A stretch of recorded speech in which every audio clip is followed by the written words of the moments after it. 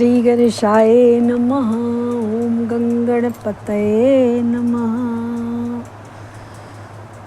गजाननं भूतगणादिसेवितं कपितजम्बूफलचारुभक्षणं उमासुतं शोकविनाशकारकं नमामि विघ्नेश्वरपादपङ्कजं। वसुदेवसुतं देवं कंसं चारूरमर्दनं देवकी परमानन्दनं कृष्णं वन्दे जगद्गुरुम्। ओम क्लीं कृष्णाय वासुदेवाय हरे परमात्मने प्रणतक्लेशनाशाय श्री गोविंदाय नमो नमः। आइए आप सभी देवी देवता लोग विराजमान हुए। आप लोग अपना अपना आसन ग्रहण करें। हम लोग भागवत महापुराण के पंचम स्कंद के 18वें अध्याय में प्रवेश करते हैं। 18वां अध्याय में भिन्न भिन्न वर्षों का वर्णन आता है। श्रीमद् भागवत महापुराण की जय, श्री वेद व्यास जी की जय, सुख सुधा सागर की जय। जय जय श्री राधे, जय जय श्री राधे, जय जय श्री राधे श्याम। श्री कृष्ण गोविंद हरे मुरारे, हे नाथ नारायण वासुदेवा। पितमातु स्वामी सखा हमारे, पितमातु स्वामी सखा हमारे, हे नाथ नारायण वासुदेव। श्री कृष्ण गोविंद हरे मुरारे, हे नाथ नारायण वासुदेवा। लोकाभिरामं रणरंगधीरं राजीवनेत्रं रघुवंशनाथं कारुण्यरूपं करुणाकरं तं श्रीरामचन्द्रं शरणं प्रपद्ये। मनोजवं मारुतुल्यवेगं जितेन्द्रियं बुद्धिमतां वरिष्ठं वातात्मजं भानुरथमुख्यं श्रीरामदूतं शरणं प्रपद्ये। बोलिए सियावर रामचंद्र भगवान जी की जय। श्री बालकृष्ण लाल की जय, श्री सद्गुरुदेव की जय। ओम नमः पार्वती पतये हर हर महादेव हर। श्री राम जय जय राम, जय सिया राम, जय जय हनुमान। मंगल भवना मंगलहारी, द्रवं सुदशरथ चिर बिहारी। श्री कृष्ण गोविंद हरे मुरारे, हे नाथ नारायण वासुदेवा। 18वां अध्याय भिन्न भिन्न वर्षों का वर्णन। श्री सुखदेव जी कहते हैं कि राजन, भद्राश्व वर्ष में धर्मपुत्र भद्राश्रवा और उनके मुख्य सेवक भगवान वासुदेव के हयग्रीव संज्ञक धर्ममयी प्रिय मूर्ति को अत्यंत समाधि निष्ठा के द्वारा हृदय में स्थापित कर इस मंत्र का जप करते हुए इस प्रकार स्तुति करते हैं। भद्रश्रवा और उनके सेवक कहते हैं कि चित्त को विशुद्ध करने वाले ओंकार स्वरूप भगवान धर्म को नमस्कार है।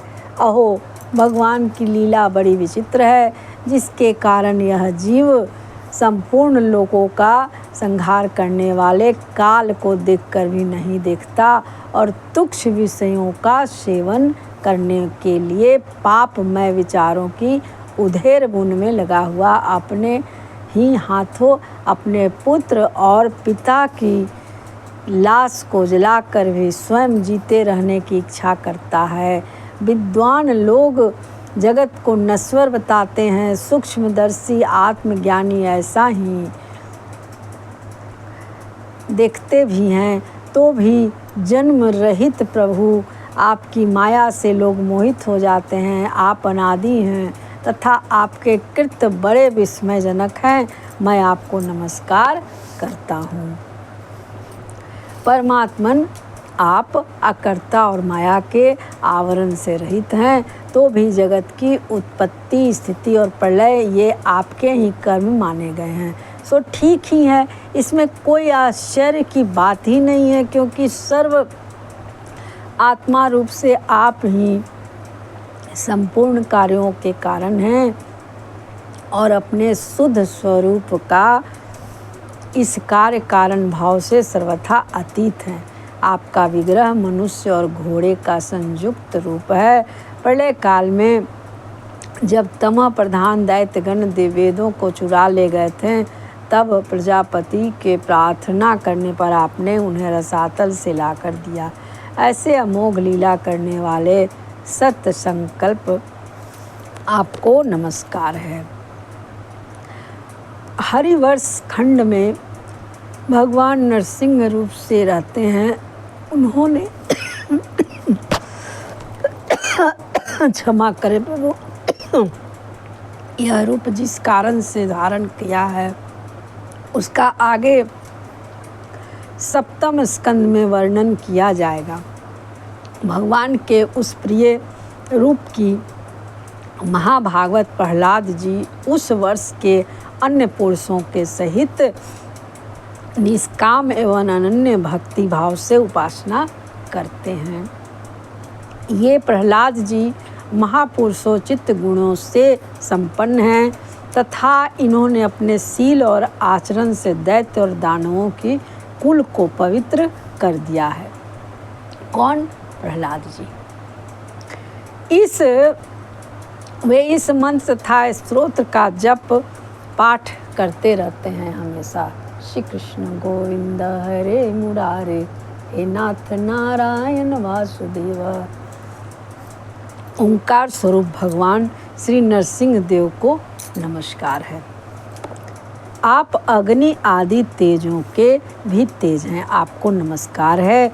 हे ब्रजनख, हे ब्रजदृष्ट, आप हमारे समीप प्रकट होइए, हमारी कर्म वासनाओं को जला डालिए, हमारे अज्ञान रूप अंधकार को नष्ट कीजिए।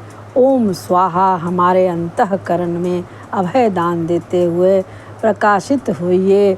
ओम क्षौम, ये सब प्रार्थना करते हैं। ओम क्षौम, नाथ विश्व का कल्याण हो, दुष्टों की बुद्धि शुद्ध हो, सब प्राणियों में परस्पर सद्भावना हो, सभी एक दूसरे का हित चिंतन करें, हमारा मन शुभ मार्ग में प्रवृत्त हो और हम सब की बुद्धि निष्काम भाव से भगवान श्री हरि में प्रवेश करे। प्रभु, घर, स्त्री, पुत्र, धन और भाई बंधुओं में हमारी आसक्ति न हो, यदि हो तो केवल भगवान के प्रेमी भक्तों में ही। जो संयमी पुरुष केवल शरीर निर्वाह के लिए योग अन्नादि से संतुष्ट रहता है, उसे जितना शीघ्र सिद्धि प्राप्ति होती है, वैसे इंद्रिय लोलुप पुरुष को नहीं होती। उन भगवत भक्तों के संगम से भगवान के तीर्थ तुल्य पवित्र चरित्र सुनने को मिलते हैं, जो उनकी असाधारण शक्ति एवं प्रभाव के सूचक होते हैं। उनका बार बार सेवन करने वाले कानों के रास्तों से भगवान हृदय में प्रवेश कर जाते हैं। किसका? जो शुद्धता और पवित्रता से रहता है और संतुष्ट रहता है और उनके सभी प्रकार के दैहिक और मानसिक मलों को नष्ट कर देते हैं।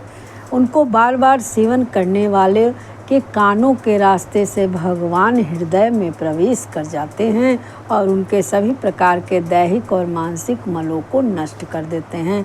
फिर भला उन भगवत भक्तों का संग कौन न करना चाहेगा? जिस पुरुष की भगवान में निष्काम भक्ति है, उसके हृदय में समस्त देवता, धर्म, ज्ञान आदि संपूर्ण सद्गुणों की सहित सदा निवास करते हैं। किंतु जो भगवान का भक्त नहीं है, उसमें महापुरुषों के वे गुण आ ही कहाँ से सकता है। वह तो तरह तरह के संकल्प करके निरंतर तुक्ष बाहरी विषयों की ओर ही दौड़ता रहता है। उसको विषय में ही ज़्यादा मन रहता है। जैसे मछलियों को जल अत्यंत प्रिय हैं, उनके जीवन का आधार होता है, उसी प्रकार साक्षात श्री हरि ही समस्त देहधारियों के प्रियतम आत्मा हैं। उन्हें त्याग कर यदि कोई महत्वाभिमानी पुरुष घर में आसक्त रहता है, तो उस दशा में स्त्री पुरुष का बड़प्पन केवल आयु को लेकर ही माना जाता है, गुण की दृष्टि से नहीं माना जाता है। केवल आयु के दृष्टि से रहेगा, गुण के दृष्टि से नहीं माना जाएगा। अतः असुरगण जो होते हैं, तुम तृष्णा, राग, विषाद, क्रोध, अभिमान, इच्छा, भय, दीनता और मानसिक संताप के मूल तथा जन्म मरण रूप संसार चक्र का वहन करने वाले गृह आदि को त्याग कर भगवान नरसिंह के निर्भय चरण कमलों का आश्रय लो। केतु माल वर्ष में लक्ष्मी जी का तथा संवत्सर नामक प्रजापति के पुत्र और पुत्रियों के का प्रिय करने के लिए भगवान कामदेव रूप में से निवास करते हैं। उन रात्रि की अभिमानी देवता रूप कन्याओं और आदि स्वाभिमानी देवता रूप पुत्रों की संख्या मनुष्यों की 100 वर्ष की आयु के दिन और रात के बराबर अर्थात 36 हजार वर्ष हैं, और वे ही उस वर्ष के अधिपति हैं। वे कन्याएं परम पुरुष श्री नारायण के श्रेष्ठ अस्त्र सुदर्शन चक्र के तेज से डर जाती हैं, इसलिए प्रत्येक वर्ष के अंत में उनके गर्भ नष्ट होकर गिर जाते हैं।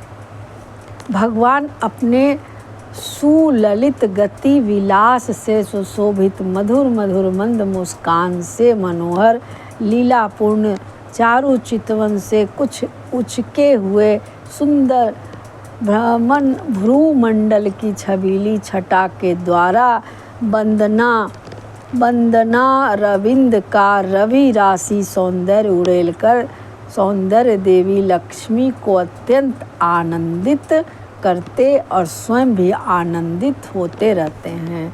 श्री लक्ष्मी जी परम समाधि योग के द्वारा भगवान के उस मायामय स्वरूप की रात्रि के समय प्रजापति संवत्सर की कन्याओं सहित और दिन में उनके पतियों के सहित आराधना और इस मंत्र का जप करती हुई भगवान की स्तुति करती रहती हैं। कौन?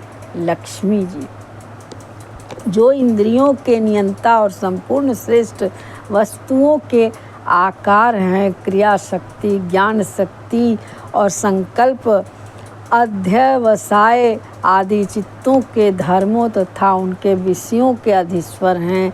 11 इंद्रियें और 5 विषय इन 16 कलाओं से युक्त हैं।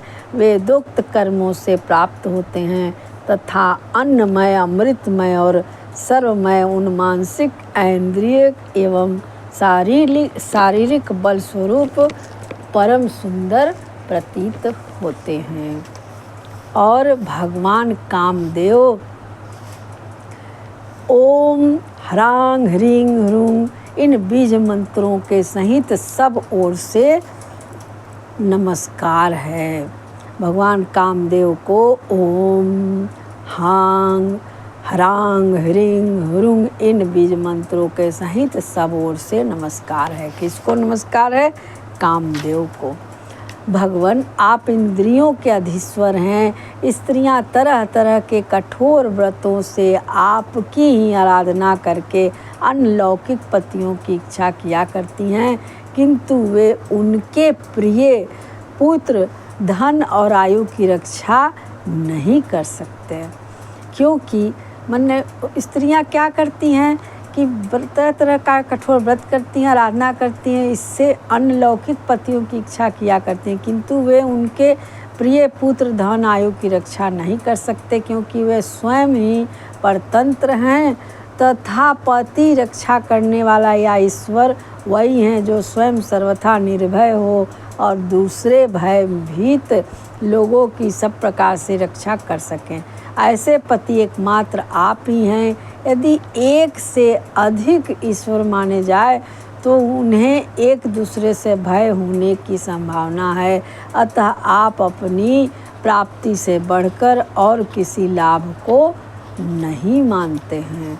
भगवान, जो स्त्री आपके चरण कमलों का पूजन चाहती है करना और पूजन की चाहती है और किसी वस्तु की इच्छा नहीं करती, उसकी सभी कामनाएं पूर्ण हो जाती है। किंतु जो किसी एक कामना को लेकर आपकी उपासना करती है, उसे आप केवल वही वस्तु देते हैं, और जब भोग समाप्त होने पर वह नष्ट हो जाती है तो उसके लिए उसे संतृप्त होना पड़ता है।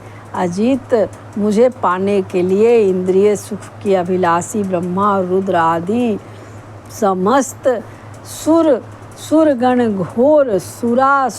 घोर तपस्या करते रहते हैं, किंतु आपके चरण कमलों का आश्रय लेने वाले भक्तों के सिवा मुझे कोई पा नहीं सकता है। ये भगवान स्वयं कहते हैं, क्योंकि मेरा मन तो आप में ही लगा रहता है।